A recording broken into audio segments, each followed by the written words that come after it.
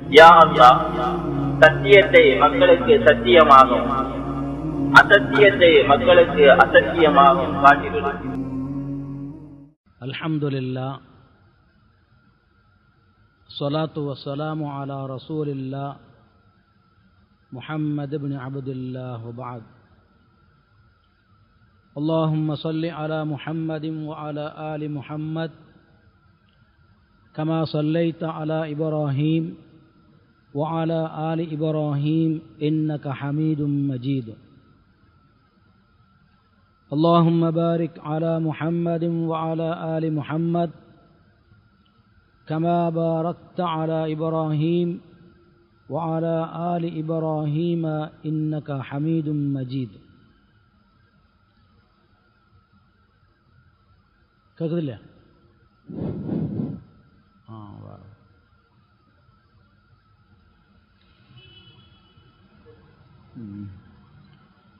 فقد قال الله تعالى في كلامه العزيز: أعوذ بالله من الشيطان الرجيم والكاظمين الغيظ والعافين عن الناس والله يحب المحسنين. وقال الله تعالى أيضا: خذ العفو وأمر بالعرف وأعرض عن الجاهلين.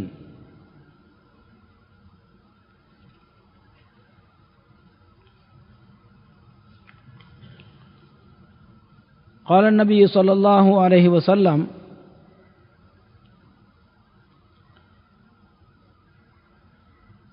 من يحرم الرفق يحرم الخير الخير كله. رواه முஸ்லிம். எல்லா புகழும் அல்லாஹ் ஒருவனுக்கே சொந்தமானது. சாந்தியும் சமாதானமும் இறுதி தூதர் ரசூலுல்லாஹி ஸல்லல்லாஹு அலைஹி வஸல்லம் அவர்கள் மீதும், அன்னாரின் வழிமுறைகளை அணு அணுவாக பின்பற்றி வாழ்ந்து சென்ற உத்தம சஹாபா பெருந்தகைகள், மறுமை நாள் வரை தூய்மையான உள்ளத்தோடு சத்தியத்தை பின்பற்றி மூமின்களாக முஸ்லிம்களாக வாழ்ந்து மரணிக்கவிருக்கும் ஒவ்வொரு நல்லடியார்கள் மீதும் என்றென்றும் நிலவட்டுமாக என்று பிரார்த்தித்து இந்த உபதேசத்தை ஆரம்பம் செய்கிறேன். கண்ணியத்திற்குரிய எனது அருமை சகோதரிகளே,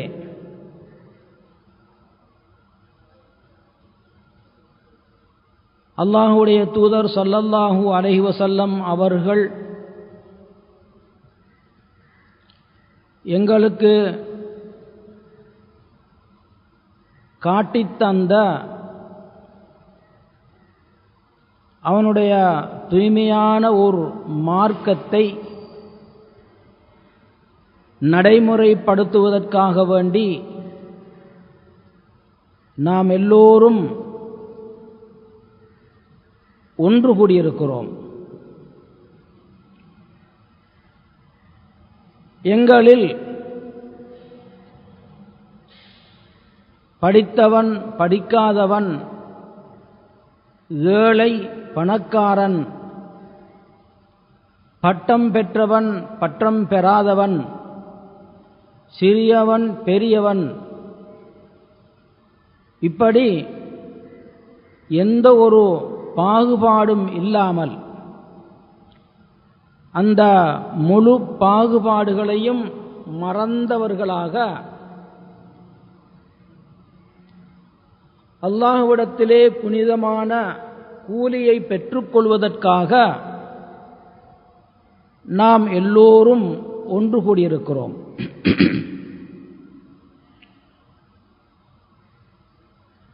உலகத்திலே இன்றைக்கு எத்தனையோ ஒன்று கூடல்கள் நடந்து கொண்டிருக்கின்றன. இஸ்லாத்திற்கு அப்பால் ஜாஹிலியத்தவர்களால் பல கூட்டங்கள் ஏற்பாடு செய்யப்பட்டிருப்பதை நாம் பார்த்திருக்கிறோம். இசை கச்சேரிகள் என்று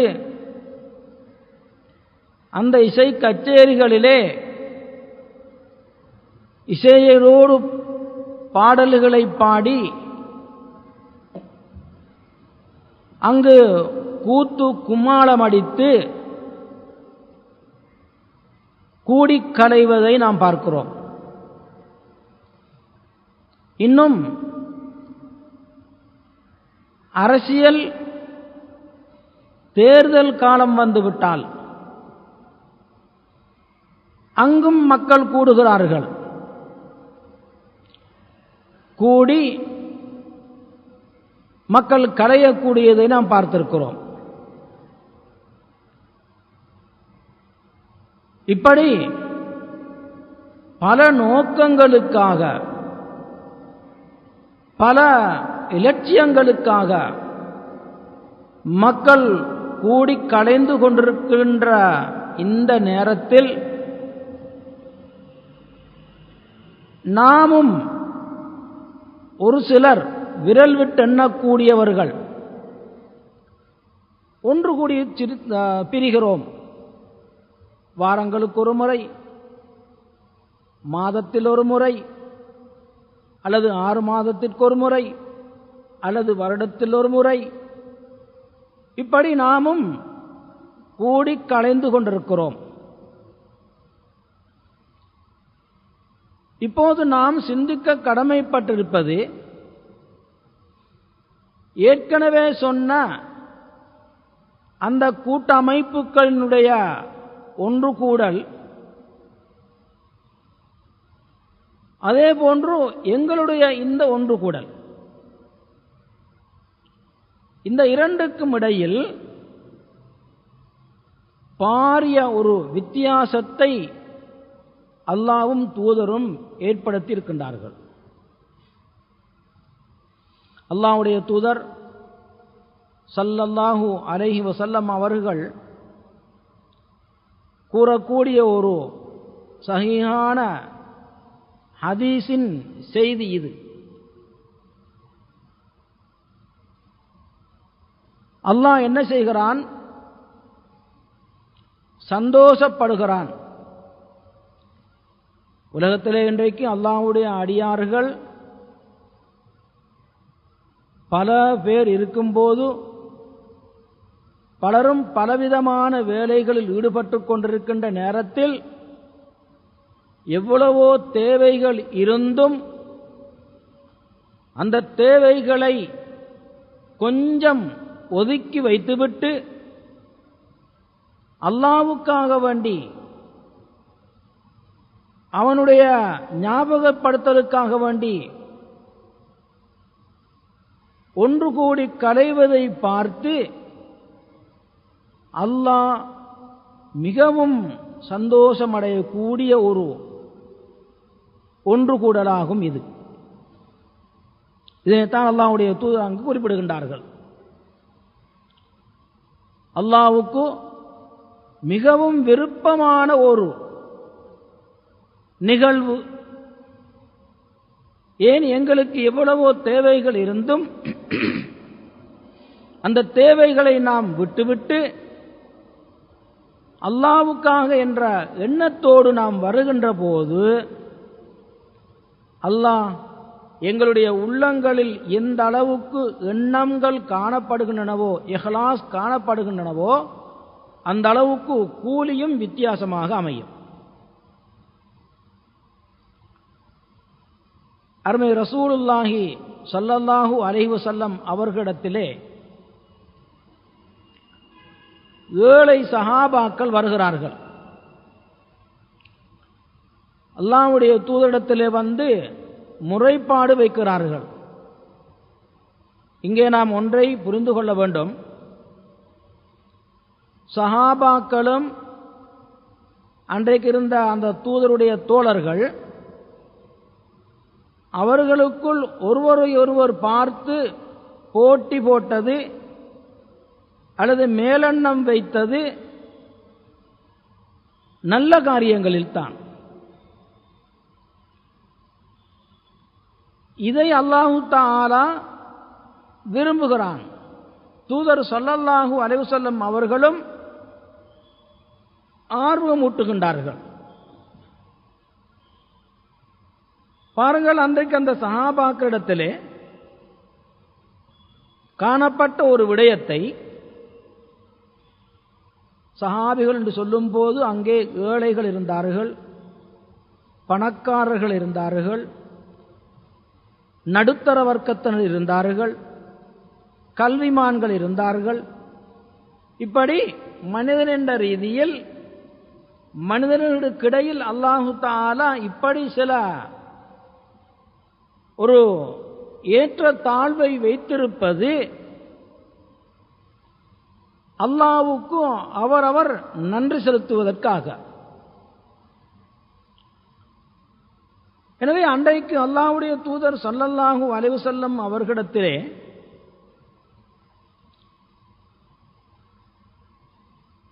முறைப்பாடு வைத்த ஏழை சஹாபாக்கள், ஏழை தோழர்கள் யாரை பற்றி வைக்கிறார்கள் என்றால், அதிகமான செல்வம் படைத்தவர்கள் அதிகமான நன்மைகளோடு செல்லுகிறார்கள். ஸஹப அஹ்லுத் துஸூர் பில் உஜூர். பணம் படைத்தவர்கள், வசதி படைத்தவர்கள் அதிகமான கூலியோடு போகிறார்கள். இதனை இவர்களால் சகிக்க முடியாதிருந்தது, இவர்களோடு போட்டி போட முடியாமல் இருந்தது, இவர்களை முந்த முடியாமல் இருந்தது. எனவே தங்களுக்கு வந்த அந்த ஆதங்கத்தை, ஆர்வத்தை அல்லாஹ்வுடைய தூதர் ஸல்லல்லாஹு அலைஹி வஸல்லம் அவர்களிடத்திலே போய், இவர்களை முந்திச் செல்வதற்கு எங்களுக்கு ஏதாவது ஒரு வழி இருக்கிறதா, இவர்களோடு போட்டி போடுவதற்கு, இவர்களுக்கு சமனான நன்மைகளை அடைந்து கொள்வதற்கு எங்களுக்கு வழிகள் இருக்கிறதா, அதனை எங்களுக்கு சொல்லித்தாருங்கள் யா ரசூலல்லாஹ் என்று அல்லாஹ்வுடைய தூதரிடத்திலே ஏழை சஹாபாக்கள் கொஞ்சம் பேர் போய் இந்த விடயத்தை முன்வைக்கின்றார்கள். இங்கே நாம் கவனிக்க வேண்டும், அன்று பணம் படைத்த அந்த சஹாபாக்கள் தங்களுடைய பணத்தை கொண்டு சத்தியத்தின் வளர்ச்சிக்கு, இஸ்லாத்தினுடைய வளர்ச்சிக்கு பெரிதும் உதவி கொண்டிருந்திருக்கின்றார்கள். முதலாவது அல்லாஹ்வுடைய தூதர் ஸல்லல்லாஹு அலைஹி வஸல்லம் அவர்கள் கூட்டத்தை ஆரம்பித்ததன் பிறகு, மக்கள் கூட்டம் அதிகரித்ததன் பிறகு மக்களுக்கு தொழுகைக்கென ஒரு பள்ளிவாசல் தேவைப்பட்டது. இது ஒரு பொது விடயம். அல்லாஹ்வுடைய தூதர் ஸல்லல்லாஹு அலைஹி வஸல்லம் அவர்கள் சஹாபாக்களிடத்திலே, எங்களுக்கு இப்போது ஒரு பள்ளிவாசல் தேவை, இந்த பள்ளியை நாங்கள் நிர்மாணம் செய்ய வேண்டும், பள்ளியை கட்ட வேண்டும், என்ன செய்வது? பாருங்கள், அந்த நேரத்தில் வசதி படைத்த சஹாபாக்கள் அதிகமானவர்கள் காணப்படவில்லை, கொஞ்சம் பேர் தான் இருந்தார்கள். இப்போது அவர்கள் என்ன செய்கிறார்கள் என்றால், அல்லாஹ் அவர்களுக்கு கொடுத்திருக்கின்ற அந்த செல்வத்தின் மூலம் பள்ளியை நிர்வகிப்பதற்காக, நிர்மாணிப்பதற்காக ரசூலுல்லாஹி ஸல்லல்லாஹு அலைஹி வஸல்லம் அவர்களிடத்திலே கொண்டு வந்து அவர்களுடைய பொருட்கள் மூலமாக, திர்ஹங்கள் பணம் மூலமாக, சிலர் அவர்களுக்கு வசதி இல்லாத காரணத்தினால் சதிர உதவியை கொண்டு அந்த பள்ளியை நிர்மாணம் செய்கிறார்கள். அதுதான் மஸ்ஜிது நபவி. நபியுல்லாஹி ஸல்லல்லாஹு அலைஹி வஸல்லம் அவர்கள் மதீனாவிலே கட்டிய அந்த பள்ளிவாசல். அங்கே போய் அந்த பள்ளியை நிர்மாணம் செய்துவிட்டு அங்கே ஸல்லல்லாஹு அலைஹி வஸல்லம் அவர்கள் தங்களுடைய மார்க்க பணிகளை ஆரம்பம் செய்கிறார்கள். இதுவும் ஒரு செய்தி. இப்போது இந்த வேலைகள் ஈடுபட்டுக் கொள்வதற்கு வசதி இல்லாத சஹாபாக்கள் என்ன செய்கிறார்கள்? பார்த்து கொண்டிருக்கிறார்கள். இவர்கள் தங்களுக்கு வழங்கப்பட்ட அந்த செல்வத்தின் மூலம் அல்லாஹ்வுடைய பாதையில் எங்களை விட முந்திச் சென்று கொண்டிருக்கின்றார்களே. அல்லாஹ்வுடைய தூதர் ஸல்லல்லாஹு அலைஹி வஸல்லம் அவர்கள் சத்தியத்தின் வளர்ச்சிக்கு தேவை ஏற்படும் போதெல்லாம், அல்லாஹ்வுடைய தூதர் கேட்கும் போதெல்லாம் முன்னால் நின்று பாய்ந்து இவர்கள் உதவி விடுகின்றார்களே. எனவே இவற்றை எங்களால் செய்து கொள்ள முடியாதே என்ற ஆதங்கம் அந்த ஏழை சஹாபாக்கள் மீது காணப்பட்டது. இதே போன்று இன்னும் ஒரு முறை, இது ஒரு பள்ளி புனர் நிர்மாணம் செய்வதற்காக, பொது வணக்கத்தலத்தை ஏற்படுத்துவதற்காக அல்லாஹ்வுடைய தூதர் ஸல்லல்லாஹு அலைஹி வஸல்லம் அவர்கள் வேண்டிய போது அங்கிருந்த வசதி படைத்தவர்கள் தங்களுடைய பொருட்களை, தங்களுடைய பணம் இவற்றை கொண்டு வந்து கொடுத்து உதவியது. இன்னும் ஒரு முறை அல்லாஹ்வுடைய தூதர் ஸல்லல்லாஹு அலைஹி வஸல்லம் அவர்களிடத்தை சந்திப்பதற்காக வேண்டி ஒரு கூட்டம் வருகிறது. முஸ்லிம்கள், அவர்களுக்கு ஒழுங்கான ஆடை கிடையாது. உடுத்திருக்கிறார்கள், அவர்களுடைய ஆடை கந்தல், அங்கும் இங்கும் கிழிந்து பொத்தல் நிறைந்த ஆடைகள். பாருங்கள், எவ்வளவோ கஷ்டத்துக்கு மத்தியில் அந்த சஹாபாக்கள் வாழ்ந்திருக்கிறார்கள். உடுத்துவதற்கு ஒழுங்கான ஆடை இல்லை. அல்ஹம்துலில்லாஹ், இன்றைக்கு அல்லாஹ் தஆலா எங்களுக்கு அருள் செய்திருக்கிறான். அவர்களுக்கு அன்று வழங்கப்பட்டதை விட இன்றைக்கு அல்லாஹ் எங்களுக்கு 1000 மடங்கு என்றுதான் சொல்ல வேண்டும். ஒரு ஏழை குடிசையில் வாழக்கூடிய ஒரு ஏழையாக இருந்தாலும் பெருமதியான அல்லது நடுத்தரமான ஆடையை எடுத்து உடுத்து தன்னுடைய மானத்தை காத்துக்கொள்ளக்கூடிய நிலைமையில் நாம் இன்று வாழ்ந்து கொண்டிருக்கிறோம். ஆனால் அன்று அந்த சஹாபாக்கள் இப்படியான ஒரு வாழ்க்கையை அனுபவிக்கவில்லை. இப்போது அந்த தூதர் ஸல்லல்லாஹு அலைஹி வஸல்லம் அவர்களை சந்திக்க வந்த அந்த மக்களுடைய நிலைமையை பார்த்து ரசூலுல்லாஹி ஸல்லல்லாஹு அலைஹி வஸல்லம் அவர்களுக்கும் கவலை வந்துவிட்டது. இதிலிருந்து நாம் ஒரு பாடம் படிக்க வேண்டும். அது என்ன? எங்களில் ஒரு சகோதரன், இந்த சத்தியத்தை ஏற்றுக்கொண்ட ஒரு சகோதரன், அவன் உடுத்திருக்கின்ற ஆடை கந்தலாக இருக்கிறதா? இதை நாம் கொஞ்சம் உற்று நோக்க வேண்டும். அவனுடைய ஆடை உடுத்துவதற்கு, அடுத்த ஆடை உடுத்துவதற்கு அவனுக்கு வசதி இருக்கிறதா இல்லையா? ஏன் சில நேரம் சிலர் தங்களுடைய கஷ்டத்தை யாரிடத்திலும் சொல்ல மாட்டார்கள், அப்படியே மறைத்து வைத்துக் கொள்வார்கள், யாருக்கும் தெரியாது. அவரிடத்திலே விசாரித்தால் கூட எந்த நிலையிலும் அல்ஹம்துலில்லாஹ் அல்ஹம்துலில்லாஹ் என்றுதான் சொல்லிக் கொண்டிருப்பார். ஆனால் இவருடைய உண்மையான கஷ்ட நிலையை அறிந்து கொள்ளாதவர்கள், இவர் ஒரு வசதி படைத்தவர், இவர் ஒரு பணக்காரர், இவருக்கு போதிய அளவு பணம் இருக்கிறது அல்லது சாப்பாடு இருக்கிறது என்று எண்ணிவிடுவார்கள் என்று அல்லாஹ் குர்ஆனில் ஒரு இடத்தில் குறிப்பிடுகின்றார்.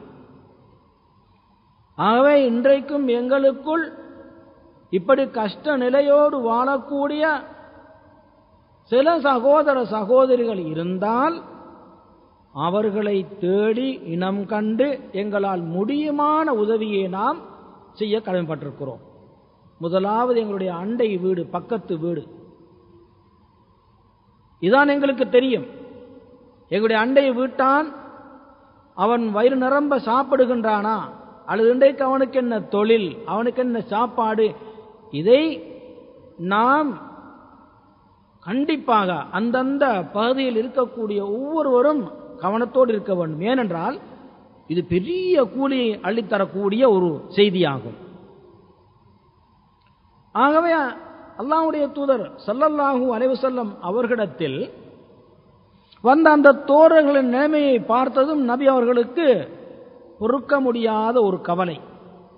இவ்வளவோ கஷ்டத்துக்கு மத்தியில் இருக்கிறார்களே என்னுடைய தோழர்கள், இவர்களுக்கு ஒழுங்காக உடுத்துவதற்கு ஆடை இல்லை, வேளைக்கு சாப்பிட்டார்களோ தெரியாது. இருப்பினும் அல்லாஹ்வுடைய தூதர் ஸல்லல்லாஹு அலைஹி வஸல்லம் அவர்கள் சும்மா விடவில்லை. என்ன செய்கிறார்கள்? அல்லாஹ்வுடைய தூதர் ஸல்லல்லாஹு அலைஹி வஸல்லம் அவர்கள் எழும்பி அந்த சபையிலே சஹாபாக்களை பார்த்து சொல்லுகிறார்கள், தன்னுடைய தோழர்களை பார்த்து, உங்களில் யாராவது இருக்கிறீர்களா வந்திருக்கின்ற இந்த விருந்தாளிகளை உபசரிப்பதற்கு, கவனிப்பதற்கு? உங்களில் இருக்கின்றதை கொண்டு வாருங்கள், இவர்களுக்கு நாம் பங்கிட்டு கொடுப்போம் என்று அல்லாஹ்வுடைய தூதர் ஒரு வேண்டுகோள் வைக்கிறார்கள். ஆனால் சஹாபாக்கிடத்தில் ஒரு விசேஷ பண்பு காணப்பட்டது என்ன தெரியுமா? நபியுல்லாஹி ஸல்லல்லாஹு அலைஹி வஸல்லம் அவர்கள் இப்படியான ஒரு வேண்டுகோள் விடுத்தால் ஒருவருக்கொருவர் போட்டி போட்டுக்கொண்டு வருவார்கள், முண்டி அடித்துக் கொண்டு வருவார்கள். அது பணக்காரனும் வருவான், நடுத்தர வர்க்கத்தில் உள்ளவர்கள் வருவார்கள், ஏழையும் வருவான். தன்னிடம் இருக்கின்றதை கொண்டு வந்து அவருடைய தூதர் கேட்டு விட்டார்கள். ஆகவே என்ன செய்கிறார்கள்? அப்படியே கொண்டு வந்து அவர்களுக்கு தேவையான உணவு, உடை எல்லாவற்றையும் கொண்டு வந்து குவித்து விட்டார்கள். பாருங்கள், இதுதான் அந்த உண்மையான விசுவாசத்தினுடைய வெளிப்பாடு, சகோதரத்தினுடைய பாசத்தினுடைய வெளிப்பாடு இதுதான். இந்த லட்சியத்தோடு, இந்த பண்போடு சத்தியத்தை ஏந்திருக்கின்ற நாங்களும் புறப்பட்டு செல்லுகின்ற போதுதான் அவர்களுடைய ஸ்தானத்தை, அவர்களுடைய இடத்தை அடைய முடியும். இல்லை என்றால் அது கஷ்டமாகிவிடும். இப்போது அல்லாஹ்வுடைய தூதர் ஸல்லல்லாஹு அலைஹி வஸல்லம் அவர்கள் கேட்கிறார்கள். உடனே எல்லோரும் கொண்டு வந்து அல்லாஹ்வுடைய தூதரிடத்தில் ஒப்புவிக்கின்றார்கள். அல்லாஹ்வுடைய தூதர் ஸல்லல்லாஹு அலைஹி வஸல்லம் அவர்கள் அதனை பங்கிட்டு கொடுக்கின்றார்கள்.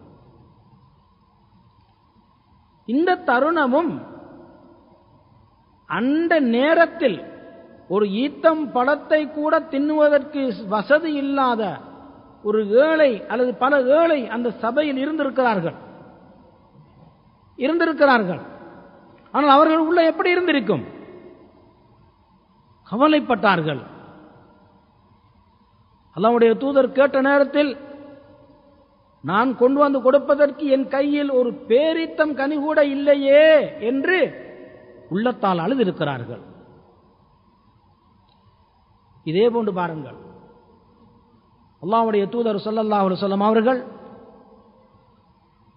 ஒரு யுத்த நேரத்தில்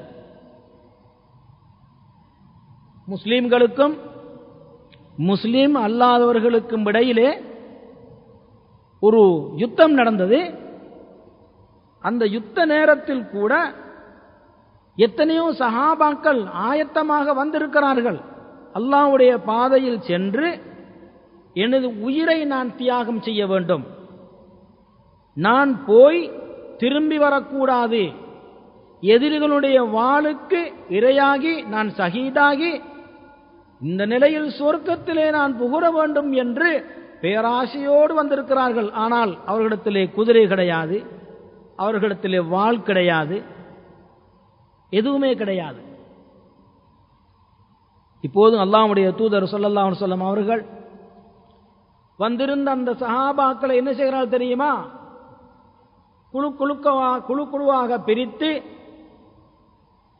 ஒருவருடைய வாகனத்தில் 2 பேர், உங்களுடைய வாகனத்தில் 3 பேர் ஏற்றிச் சொல்ல முடியுமா? ஏற்றிச் சொல்லுங்கள். இப்படியெல்லாம் அல்லாஹ்வுடைய தூதர் ஸல்லல்லாஹு அலைஹி வஸல்லம் அவர்கள் பிரித்து அனுப்பிவிட்டார்கள். அனுப்பியதன் பிறகு கொஞ்சம் பேர் மீதமாகிவிட்டார்கள். உண்மையிலேயே அந்த நிகழ்வை, அந்த ஹதீஸை படிக்கின்ற போது விசுவாசியான ஒவ்வொரு மனிதனுடைய உள்ளத்தில் இருந்தும் கவலையின் மூலம் கண்கள் கண்ணீரை வடிக்கும் அப்படியான ஒரு காட்சி, நகல வைக்கும் ஒரு சம்பவம் அது.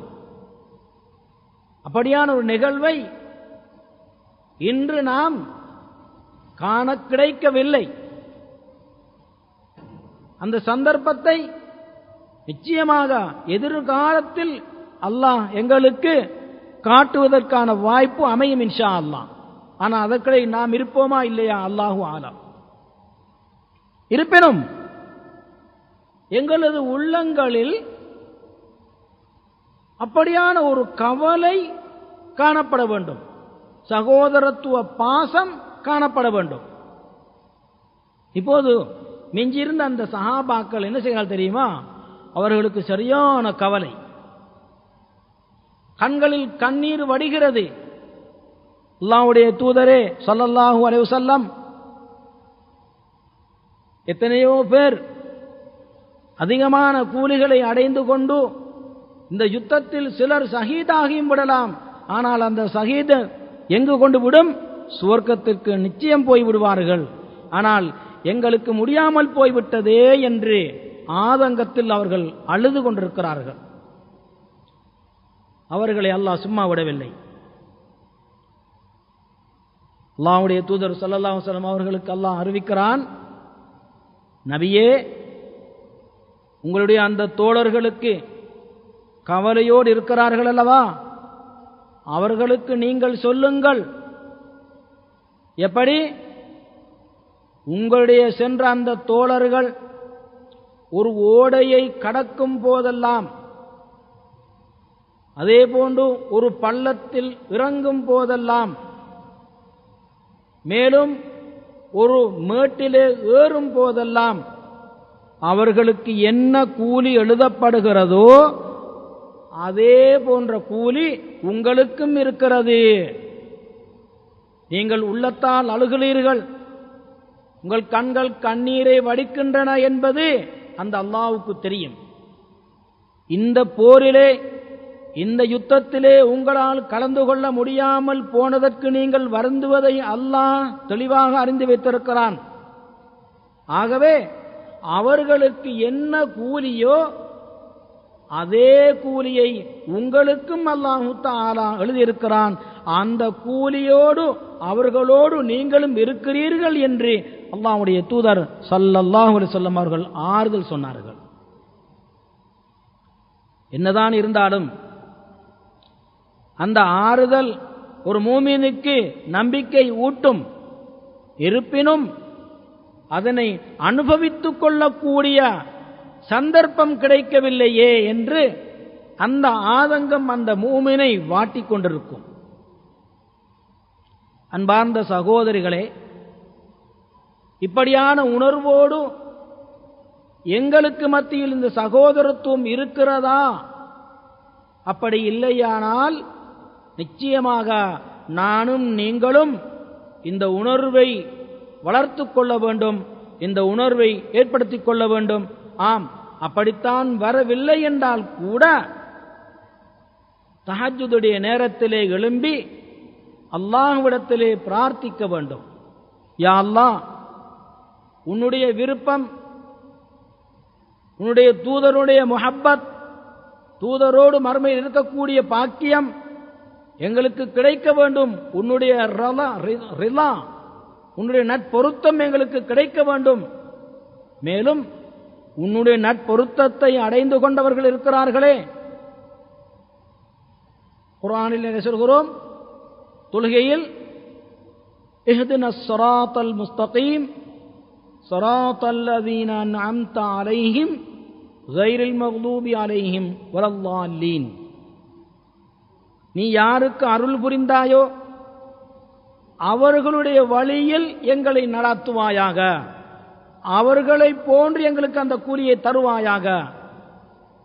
எங்களுக்கு முன்னால் வாழ்ந்த அந்த சஹாபாக்கள் அந்த கூலியை, அந்த ஸ்தானத்தை அடைந்து கொண்டவர்கள் என்பதில் துளியளவும் எங்களுக்கு சந்தேகம் கிடையாது. ஆகவே அந்த சஹாபாக்களை நினைத்து, அந்த சஹாபாக்களுடைய வாழ்க்கை சம்பவத்தை நாம் படித்து படிப்பினை பெற்று அல்லாஹ்விடத்திலே இன்ன சஹாபிக்கு நீ என்ன கூலியை கொடுத்தாயோ, இன்ன நபித்தோழருக்கு நீ என்ன பாக்கியத்தை கொடுத்தாயோ அதே பாக்கியத்தை எனக்கும் தாயா அல்லாஹ் நானும் அடையச் செய்யா அல்லாஹ் என்று அல்லாஹ்விடத்திலே பிரார்த்திக்கின்ற போது நிச்சயமாக இன்ஷா அல்லாஹ் எங்களுடைய பிரார்த்தனைகளை ஒரு நாளும் வெறும் கையோடு திருப்பி அனுப்புவதற்கு விரும்ப மாட்டான். ஆகவே இப்படியான ஒரு நிலைப்பாட்டை, இந்த அந்தஸ்தை அடைந்து கொள்வதற்கு நாம் ஒவ்வொருவரும் முயற்சி எடுப்பது எங்களுடைய கடமை. முயற்சிக்காமல், அது பற்றி சிந்திக்காமல் நாமும் ஏனையவர்களைப் போல் வாழ்ந்துவிட்டு செல்வோம் என்றிருந்தால் நாம் யாரை பார்த்து இஸ்லாத்தில் இல்லை என்கிறோமோ, இஸ்லாத்திலிருந்து வெளியேறிவிட்டவர்களை பார்த்தும் சொல்லுவோம்.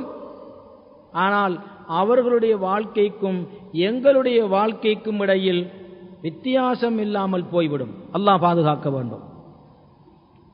முதலாவது, எங்களுடைய வாழ்க்கை மாறுவதற்கு முதலாவது எங்களுக்கு உங்களுடைய உள்ளங்களில் ஆசை என்ற ஒன்று வர வேண்டும்.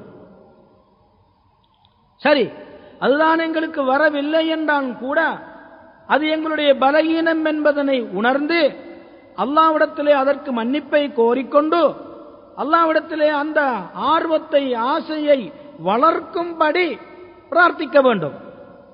அப்படி பிரார்த்திக்கின்ற போது, உண்மையிலேயே அல்லாஹ்வுக்காக என்று பிரார்த்திக்கும் போது அல்லாஹ் ஒரு நாளும் எங்களுடைய பிரார்த்தனையை என்ன செய்ய மாட்டான், உதாசீனம் செய்ய மாட்டான்.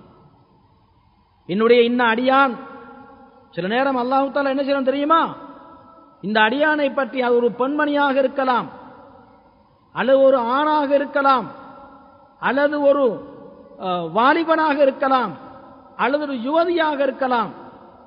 அவன் அல்லாஹ்வை நெருங்கி அல்லாஹ்விடத்திலே பிரார்த்திக்கின்ற போதெல்லாம் முதலாவது அல்லாஹ் அந்த பிள்ளையினுடைய அல்லது அந்த நபரினுடைய தகப்பனின் பெயரை சொல்லி, இன்னாருடைய மகன் இன்னார், இன்னாருடைய மகன் இன்னார் என்று அல்லாஹ் என்ன செய்கிறான் தெரியுமா, தன்னுடைய மலக்குகளிடத்திலே ஞாபகப்படுத்துகிறான்.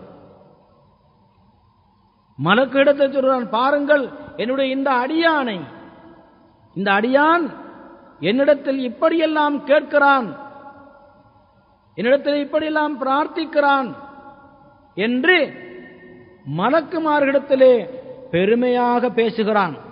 சுபஹானல்லாஹ். இந்த பாக்கியம் எனக்கும் உங்களுக்கும் கிடைக்க வேண்டுமா கூடாதா? நிச்சயமாக நாம் ஆசைப்பட வேண்டும். ஏன்? படைத்த ரப்பு எங்களை எந்த பாவமும் எந்த பிழையும் செய்யாத அந்த உத்தமர்களிடத்தில், மலாயிக்காமார்களிடத்தில் எங்களை பற்றி ஞாபகப்படுத்தி விட்டான் என்றால் அதை விட பெருமதியான ஒன்று இந்த உலகத்திலே கிடையாது. மாற்றமாக உலக புகழ் பெற்றுக் கொள்வதற்காக இன்று மக்கள் படுகின்ற பாடு, ஜனாதிபதியிடத்தில் அவருக்கு ஒரு ஸ்தானம் கிடைக்க வேண்டும், அல்லது அரச உத்தியோகம் உள்ள இடத்தில் அவருக்கு ஒரு பதவி கிடைக்க வேண்டும், அவர் அங்கு ஞாபகப்படுத்தப்பட வேண்டும். எப்படியான எண்ணங்கள் எங்களில் அதிகமானவர்களுக்கு ஏற்பட்டுக் கொண்டிருக்கின்றன, ஏற்பட வாய்ப்பிருக்கிறது. இருப்பினும் இதையெல்லாவற்றையும் விட பெருமதியான ஒன்று அல்லாஹ்விடத்திலே நெருங்குவதற்கின்றதே, அல்லாஹ்வுடைய அந்த கூலியை பெற்றுக்கொள்வதற்கு நாம் ஆசைப்படுவதற்கின்றதே, இது மிகவும் உயர்வான ஒன்றாகும். எனவே அல்லாஹ்வுடைய தூதர் ஸல்லல்லாஹு அலைஹி வஸல்லம் அவர்களிடத்திலே வந்த அந்த தோழர்கள் அவர்களுக்கு மத்தியில் காணப்பட்ட அந்த ஆர்வத்தை எப்படி வெளிப்படுத்தினார்கள், எப்படி அதனை கொண்டு நடைமுறைப்படுத்தினார்கள் என்பதற்கு ஒரு இரண்டு உதாரணத்தின் மூலம் நாம் விளங்கிக் கொண்டோம். இருப்பினும் அந்த ஏழை தோழர்கள் ஒரு கேள்வி கேட்டார்கள் அல்லவா, என்ன, அதிகமான கூலியோடு வசதி படைத்தவர்கள் போய்விட்டார்கள், எங்களுக்கு என்ன கூலி, நாம் எப்படி பெற்றுக்கொள்வது என்று கேட்டார்களே, இப்போது அவர்களுக்கு அல்லாஹு தாலா ஒரு பதில் கொடுக்க வைக்கிறான் நபியின் மூலமாக. அல்லாஹ்வுடைய தூதர் ஸல்லல்லாஹு அலைஹி வஸல்லம் அவர்கள் அந்த நபித்தோழர்களை பார்த்து சொல்கிறார்கள், நீங்கள் ஒவ்வொரு தொழுகைக்கு பிறகும், பரலான ஒவ்வொரு தொழுகைக்கு பிறகும் சுபஹானல்லாஹ், அல்ஹம்துலில்லாஹ், அல்லாஹு அக்பர் 33 விடுத்தம், லா இலாஹ இல்லல்லாஹு வஹ்தஹு லா ஷரீக லஹு லஹுல் முல்கு வ லஹுல் ஹம்து வ ஹுவ அலா குல்லி ஷைஇன் கதீர் ஒரு விடுத்தம், மொத்தம் 100.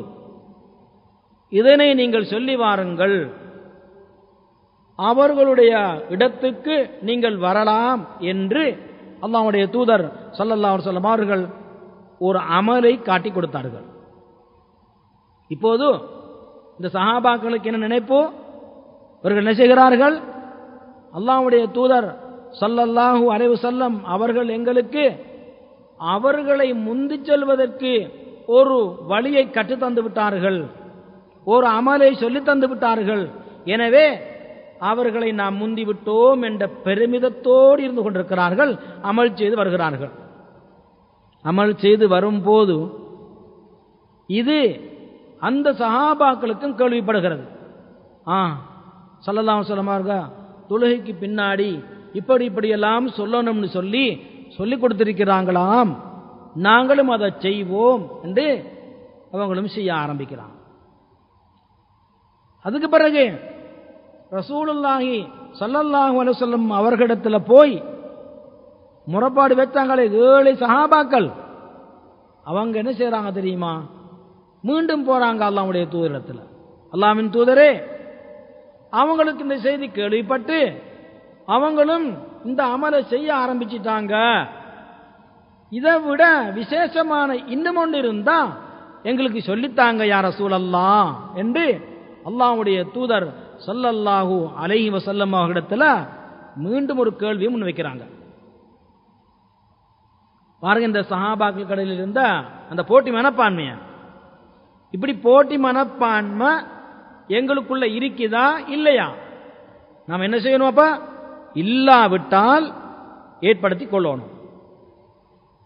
அப்ப இந்த இடத்தை தான் நாங்க என்ன செய்யணும், பயன்படுத்தணும், யூஸ் பண்ண தெரிஞ்சிருக்கணும், எங்க போட்டி போடணும், எந்த விஷயத்துல பொறாமப்படணும் என்கிறத இதன் மூலம் நாங்கள் என்ன செய்யணும், இன்றைக்கு ஒரு பாடமாக படித்துக்கொண்டு இன்ஷா அல்லாஹ் இன்றைக்கு நியத் வைச்சிடணும். இந்த செய்தி எங்களுக்கு ஆரம்பத்தில் தெரியாமல் இருந்திருக்கலாம், அல்லது கேட்டிருப்போம், மறந்திருப்போம். இப்ப நினைவூட்டப்பட்டிருக்கிறதோடையே இன்ஷா அல்லாஹ் இன்றைக்கு நான் வீட்டுக்கு போய் தஹஜ்ஜத் தொழுகையில் எழும்பி என்னிடத்திலே இல்லாத இந்த எண்ணத்தை நான் வளர்த்துக் கொள்ளுவேன் என்று அந்த நல்ல நியத்தோடு நாம் வீட்டுக்கு போக வேண்டும். போய் அங்கு நாம் இந்த பிரார்த்தனையை கேட்டுட்டு விட்டு தொடராக நாம் கேட்டு வருவோமானால் நிச்சயமாக அல்லாஹு தஆலா எங்களுக்குள் மாற்றங்களை ஏற்படுத்துவான், அது சந்தேகமே கிடையாது. எனவே அல்லாஹ்வுடைய தூதர் ஸல்லல்லாஹு அலைஹி வஸல்லம் அவர்களிடத்திலே அந்த தோழர்கள்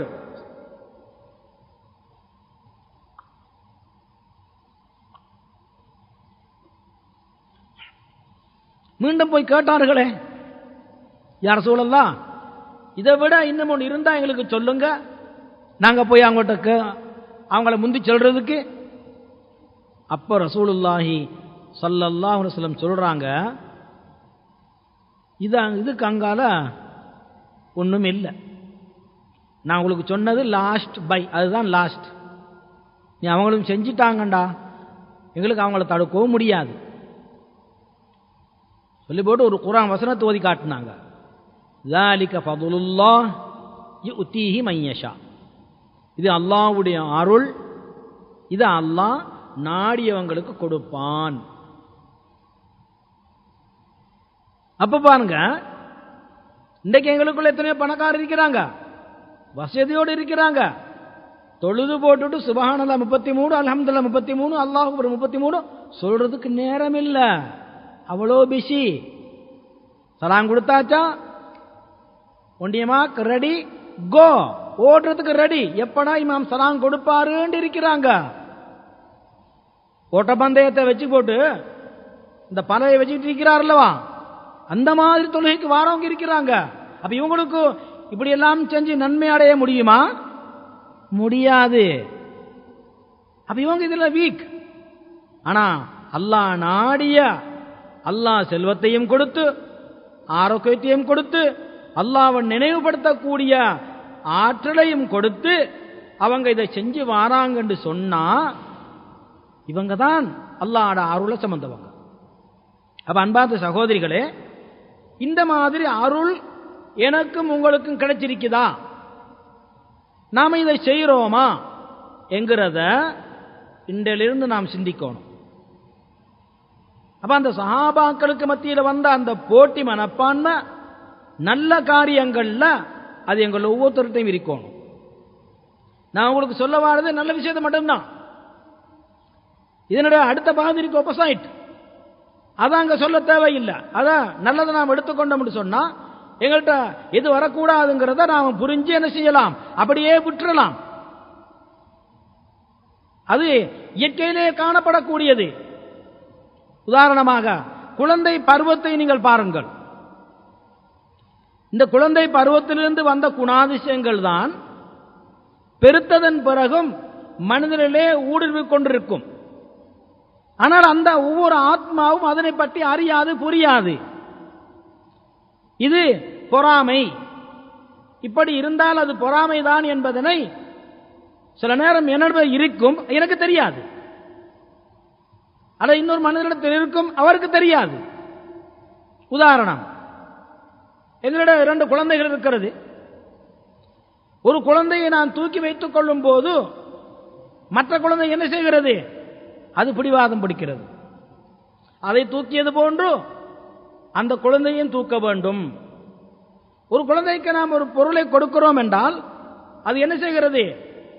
அப்படியே அதனை பாய்ந்து பறிக்கிறது, அல்லது அது போன்று ஒன்று அதுக்கும் கொடுக்க வேண்டும், பெற வேண்டும் என்று ஆசை இருக்கிறது, ஆர்வம் இருக்கிறது. பாருங்கள், இது குழந்தை பருவத்திலிருந்து நாம் கவனிக்க வேண்டிய ஒரு விஷயம், கவனிக்கக்கூடிய ஒன்று. இதே போன்றுதான் அன்பார்ந்த சகோதரிகளே, பெரியவர்களுக்குள்ளும் இப்படியான கூடாத சில குணங்கள் காணப்படும். ஆனால் அதனை அவரை அணுகி உங்களிடத்தில் இப்படி ஒரு குணம் இருக்கிறது, நீங்க மாற்றிக்கொள்ளுங்க சொல்றதை விட நல்லா யோசிக்கணும்.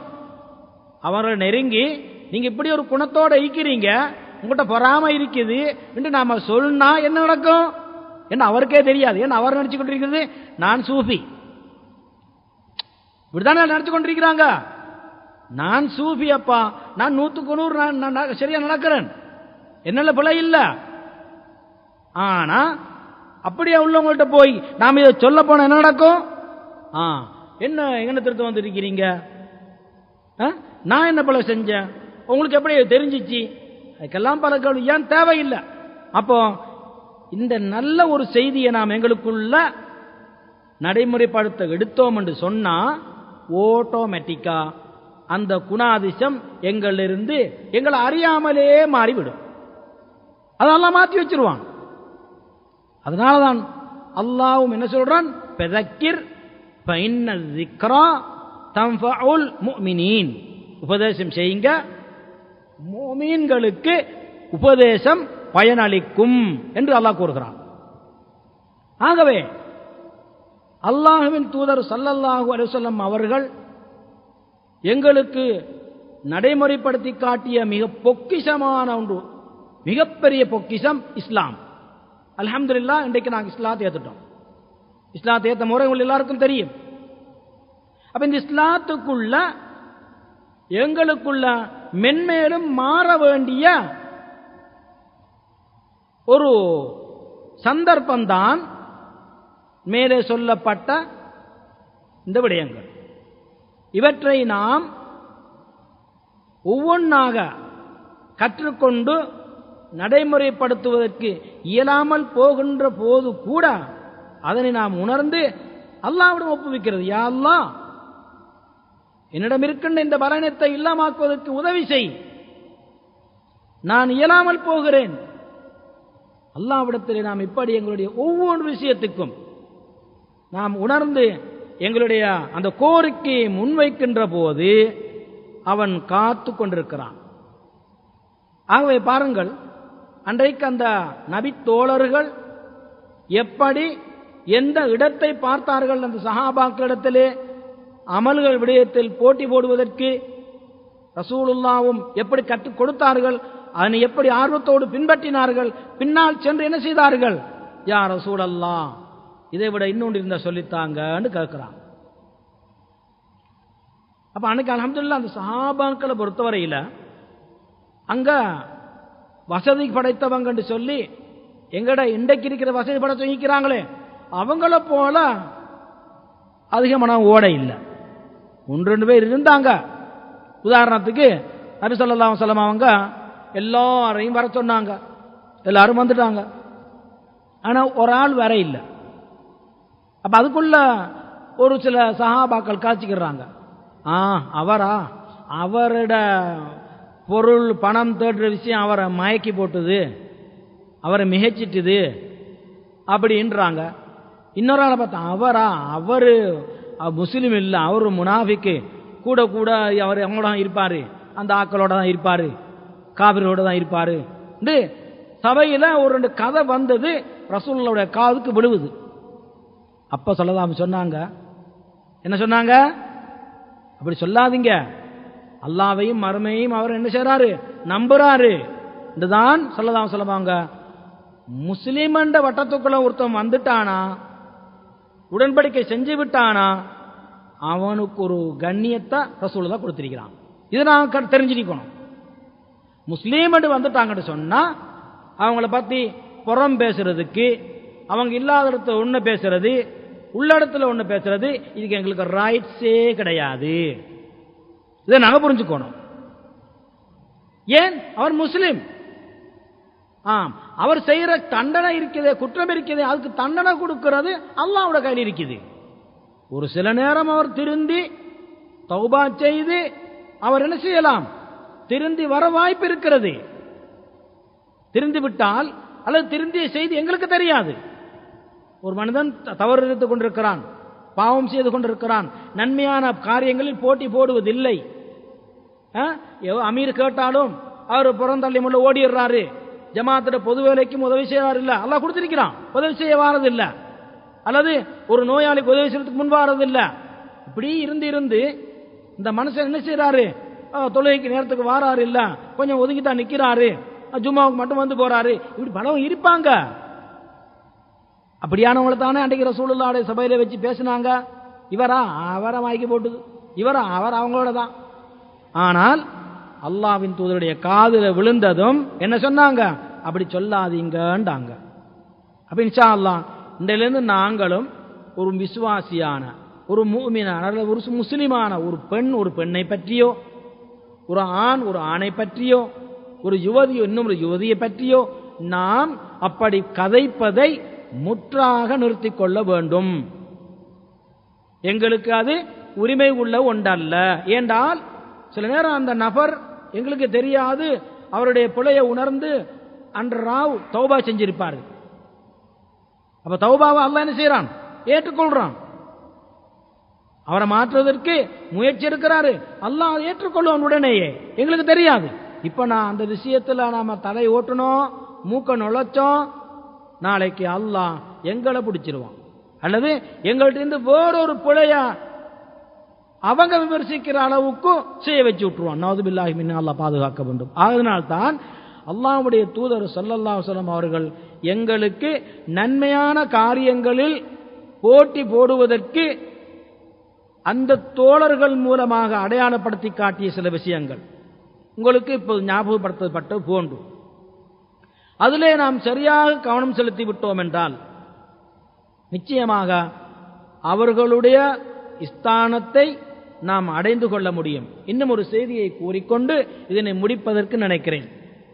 மறுமையிலே அல்லாஹு தஆலா ஒரு சில மக்களை ஒரு மிம்பரில் அமர வைத்திருப்பான்.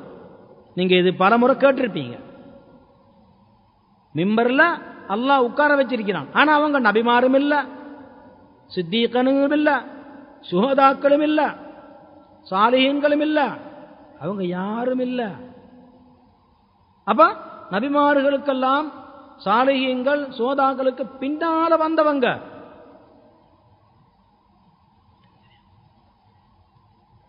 அப்படியா? பின்னால வந்தவங்க. பாருங்க, அல்லாஹ் இவங்களை தூக்கி ஒளியுளான மிம்பர்ல வைக்கிறான். ஏன் தெரியுமா? அவங்க என்ன செஞ்சாங்க? கேட்டிருப்போம், ஆனா மறந்திருப்போம். அப்ப இன்ஷா அல்லாஹ் இதை நான் நினைவுபடுத்துறோம். இண்டையில இருந்து இன்ஷா அல்லாஹ் நாங்க அமல்படுத்த துவங்கணும். அவங்க பெரியோரு வேலை செஞ்சிருக்கிறாங்க. எங்கட பார்வையில சிம்பிள், ஆனா அல்லாஹ்வுக்கு பெருசு. அதாங்க நான் சொல்ல போறோம். என்ன? அல்லாஹ்வுக்கு பெருசு, எங்கட பார்வையில சிம்பிள், ஈஸி. அல்லாஹ்வுடைய தூதர் ஸல்லல்லாஹு அலைஹி வஸல்லம் சொல்றாங்க, அல் முத்தஹாப்பூன ஃபில்லாஹ் லஹும் மனாபிரு மின் நூர் யக்பிதுஹுமுல் அன்பியா வஷ்ஷுஹதா வஸ்ஸாலிஹீன். அல்லாஹ்வுக்காக அன்பு வைத்தவர்கள், அவர்களை அல்லாஹு தஆலா மறுமையிலே ஒரு மிம்பரை வைத்து ஏற்பாடு செய்து அந்த மிம்பரிலே அமர வைத்திருக்கிறான். அந்த மிம்பரும் சும்மா இங்குள்ள பலக மிம்பர் இல்ல, இங்குள்ள ஒரு டைல்ஸ் மிம்பர் இல்ல, ஒளியிலான வெளிச்சம். அது பல்ல பல்ல என்று மின்னிக்கொண்டிருக்கும், மின்னிக்கொண்டிருக்கும். அப்படியான ஒரு மிம்பர்ல உட்கார வைக்கப்பட்டிருக்குது. ஆனா அவங்க நபிமாரும் இல்லை. அவங்க யாரு? நபிமாரத்தானே அல்லாஹ் அப்படி வைக்கணும் என்ற மக்களை விட உயர்ந்த ஸ்தானத்தில் இருக்கிறது. வகியே வருவது அவங்களுக்கு. தவறிழைக்க மாட்டாங்க. மனிதன் இதில் தவறு வரும், பாவம் செய்ய மாட்டாங்க. அப்ப அவங்களத்தானே அல்லாஹ் வைக்கணும். ஆனா யாரெல்லாம் வச்சிருக்கிற நீங்க? அவங்க நபிமாரும் இல்ல, சாலிஹீன்களும் இல்ல, சுஹதாக்களும் இல்ல. சுஹதாண்டா யாரு? அல்லாஹ்வுக்காக சத்தியத்திலே இந்த சத்தியத்தை மேலோங்குவதற்காக பாடுபடக்கூடிய, போராடக்கூடிய ஒரு சுஹதா, ஷஹீத். அவர் ஒரு காவிருடைய வாளுக்கு வெட்டுப்பட்டு அவர் மௌத்தாகுவதற்கு, அதாவது அவருடைய பூமியிலே ஒரு சொத்து ரத்தம் விழுவதற்கு முன்னால் முழு பாவங்களும் மன்னிக்கப்பட்ட ஒரு மனிதர். அவரு கூட அல்லாஹ் அந்த அஸ்தானத்தை கொடுக்க இல்லை. யாரு கொடுக்குறான்? அல்லாஹ்வுக்காக அன்பு வச்சவங்க. அப்ப அல்லாஹ்வுக்காக அன்பு வைத்தோம் என்று நாம் இருந்தோம் என்று சொன்னா நிச்சயமாக மறுமையில இந்த செயல் வடிவத்தை நிச்சயமாக காணலாம்.